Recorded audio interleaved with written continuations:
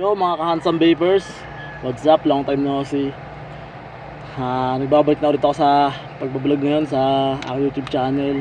Nagpahinga ako ng matagal, gawa ng busy ako sa trabaho eh. So ngayon, meron akong sasabihin sa inyo. Ito nga pala. Itong bagong disposable vape, Steep and Drip yung pangalan niya. Steep and Drip.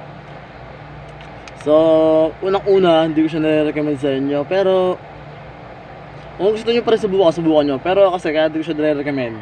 Kasi, mabilis siya maubos. Hindi siya accurate sa 15,000 tops na nakalagay dito. Kasi yung iba kasi, binibili ko mga 10,000 tops lang. Pero, tumatagal siya ng 2 linggo sa akin. Pero hindi gaya nito. 5 days pa lang wala na agad Ang tabang na Wala na yung lamig, wala na yung lasa, wala na lahat. Hindi siya masarap. Baka tinatsaga ko lang kasi sayang. So yun lang guys.